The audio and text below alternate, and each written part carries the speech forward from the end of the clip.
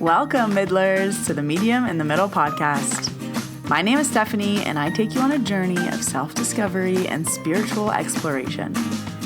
I am a Reiki Master Teacher, a spiritual and business mentor, and of course, a psychic medium. And I am here to share my story and help you tap into your extraordinary abilities. Join me every Wednesday as we dive into the realms of intuition, energy healing, and all things mystical.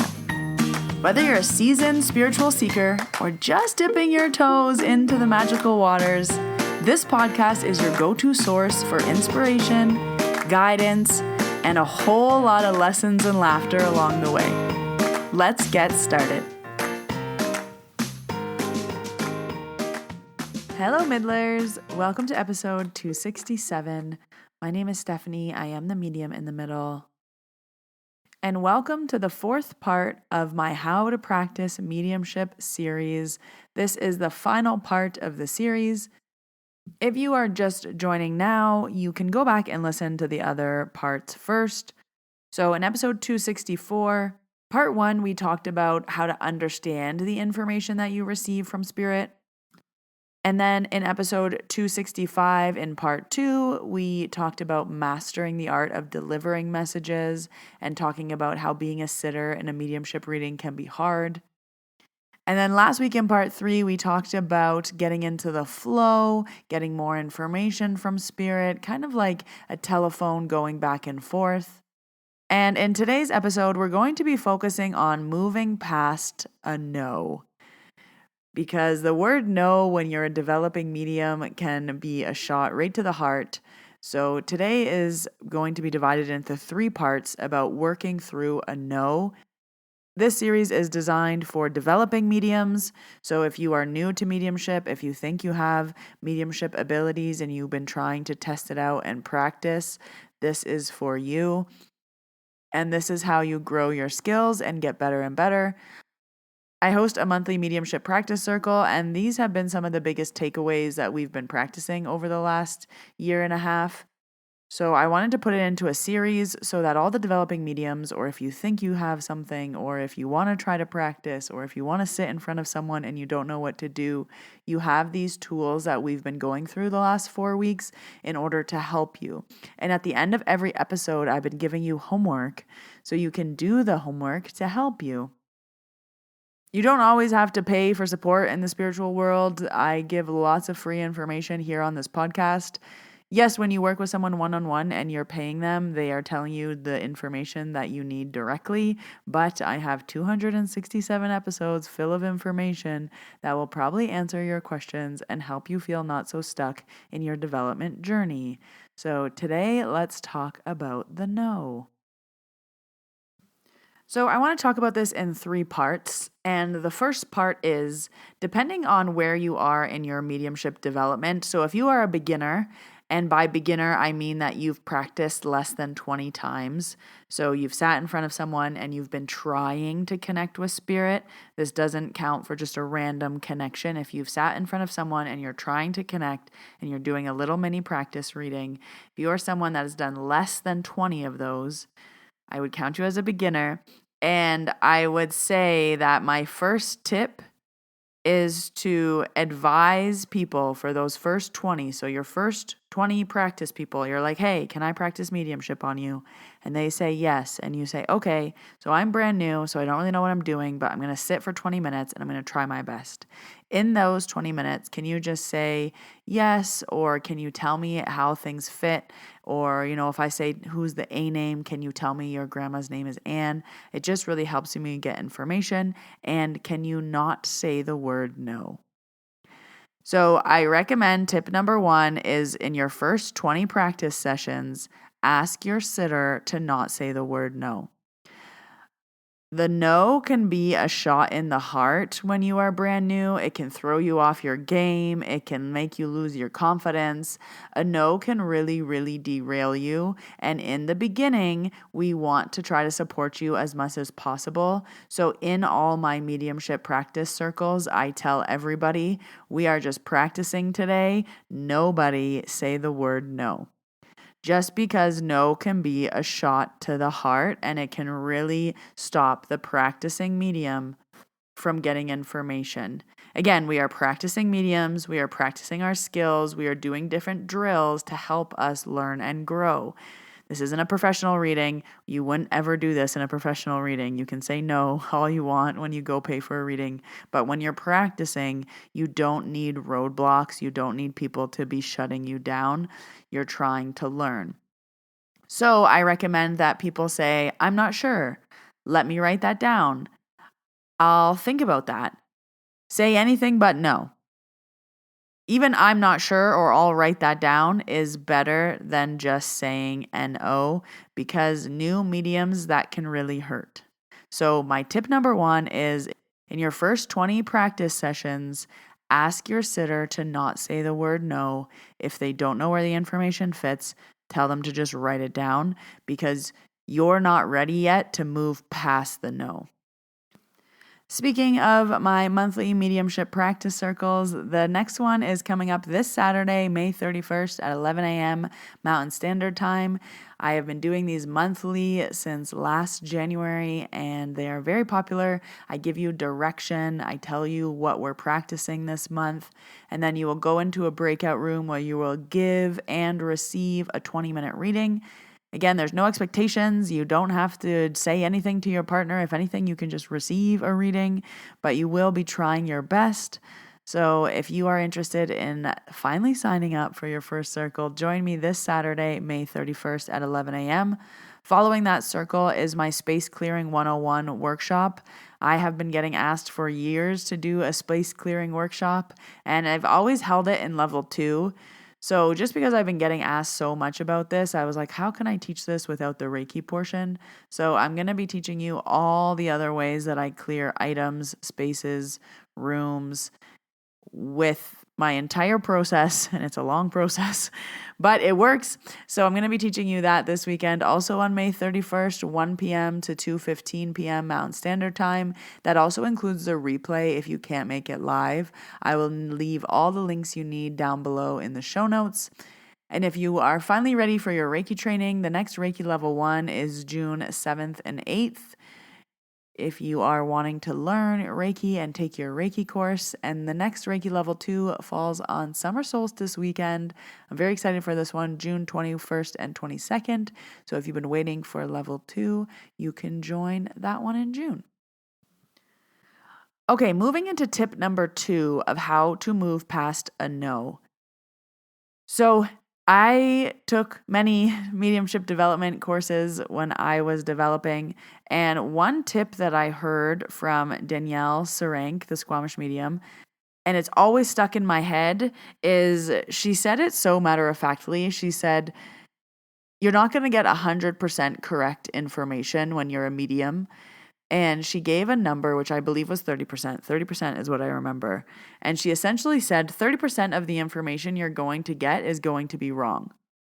And this is always stuck in my head, because say I get 10 pieces of information and you say no 3 times, I'm like, okay, there's the 30%. The rest is going to be right. So I almost think of it as like you should be saying no, because if you are a medium getting 100% correct, you are in the big game, you are an Olympian in this sport, you are a professional, and you're working and you're not practicing at this point. So again, when you're a developing medium, you should be expecting that a certain percentage of the things you say are going to be a no, and they're not going to fit. You're maybe going to interpret them in the wrong way. You're maybe not going to deliver the information properly, but there's going to be some kind of disconnect where the information is a no.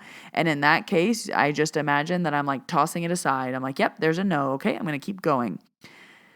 This step is really important because you don't want the no to, again, knock you out. You don't want it to knock you off your groove. You don't want it to be a big, shot to the heart. You just want to keep moving. You're like, yep, that doesn't fit. Okay, let's keep going. It's like you just toss it aside and you got to keep going, because there is going to be information that doesn't make sense. There is going to be no's, and that's fine. You need to learn for it to not derail you. You need to learn to make sure that when you hear the word no, it's not ruining your entire reading and then you fully shut down. No's don't matter. You toss it aside and you keep going. You keep talking to spirit, you keep getting information, and you can always come back around if that makes sense later. So after my first 20 practice readings where I asked people to not say the word no, my next 20 practice readings, for example, I would ask people to just say the words yes or no. So I would say, hey, I'm going to be practicing my mediumship today. As I'm telling you information, you can write it down if you want, but can you just say yes or no? So I would say, does your mom have 3 sisters? Yes. Was all of their names starting with the letter A? No. Okay. Was one of their names starting with the letter A? Yes. Okay. And I'm going to just keep moving through the information, but I want to start to hear the word no. So I'm going to say to people, please don't give me any information, any leading information. Just say the words yes or no so that I can figure out how I'm getting the information. I can figure out how I'm delivering the information. I can learn from the experience of whatever I need. I can figure out why it started off as a no, but the information ended up making sense. Was I interpreting it? Was I putting the information through a lens? Was it my brain? Why did I get to that no? I'm going to then take that home as my homework to be like, why did that not fit? How could I improve for next time? What worked and what didn't work in this reading? So after your practice readings, you should be going through and picking them apart, literally piece by piece, to figure out what information came through, how you felt it, how you knew it. Was it correct? Was it incorrect? Why was it correct? Why was it incorrect? Did you somehow get around to it some other way? Was it an interpretation thing? Did you realize you were thinking?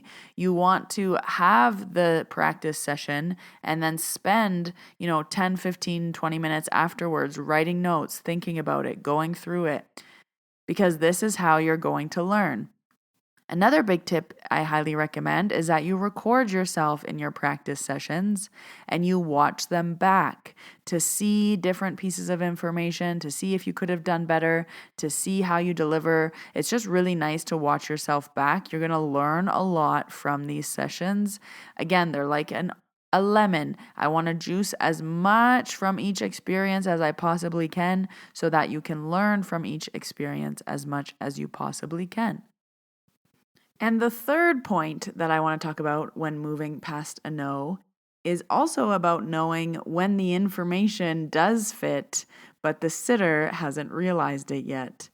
So sometimes I find people say no, and I haven't even finished my sentence yet, so I know they haven't thought about it, which is why I recommend that you repeat yourself so that the person has a chance to think about it. If I'm like, does your dad have a brother? No. Okay, I didn't even finish my sentence, but does your dad have a brother? Are you sure he doesn't have any brothers? Because I'm seeing a brother. Do you have an uncle? Your dad doesn't have a brother? Oh, yeah. Sorry, my dad does have a brother. So also working through the no, you will start to figure out where the information lands and where you kind of have to push. I've used this example before, but it's a good example. I've said to someone, where's the A name? No one named A. Okay, there's a female stepping forward. It feels like an A name. No. Okay, it really feels like a mother energy. It feels like your mom, and she's telling me her name starts with an A. No, my mom's name doesn't start with an A. Okay, is there any other female mother energy in your life that would, have an A name? Maybe a grandma, maybe your mom's mom. Nope. And then finally I said to the person, what is your mother's name? And they said, Anna. And I said, your mother's name is Anna. A name Anna. That's who's been trying to say something. So again, being a sitter is hard. They don't call mom Anna. They call mom, mama, whatever you're calling your mom, but it's not her first name. So pushing through a no has also taught me when spirit is like, no, this information is correct. Figure out where it fits. Figure out whose name starts with an A. Oh, it's your mom. Perfect. So no's can actually teach you a lot. And I really want new developing mediums to not be afraid of the no, not let them be a shot in the heart, not let them completely derail your readings. No is just part of being a medium. It's just part of a mediumship reading. It is just part of the game. It's like every soccer ball you shoot isn't going to go in the net. That doesn't mean you don't shoot. You just keep shooting, keep shooting, keep shooting. Some of them are going to be right. And yes, some of them are going to miss. That's okay. So don't be afraid of the no. Learn to work through it. Learn to hear the word no and be okay with it. I imagine it's like tossing a crumpled up piece of paper aside. I'm like, okay, that didn't work. Let's go to the next piece of information. Okay, that didn't make sense. Toss it aside. Let's go to the next piece of information. Oh, that makes sense. Okay, here we go. We're rolling. I personally find once I have 3 yeses, once I have 3 pieces of information correct, I'm rolling, I'm in, I'm connected with spirit, and I know everything from that point on will be a yes. But getting up to the 3 correct piece of information, yes, there might be a few no's, and that's okay. We're not going to be 100% right 100% of the time. That doesn't happen in anything. So those are the 3 things that I wanted to talk about this week when developing your mediumship and working with the word no. It can be a big, scary word, but it doesn't need to be. And I want you to embrace the no's and just be able to move past them, no problem. That was a little pun. So if you want to practice this, join me this Saturday, the 31st, for my monthly mediumship practice circle.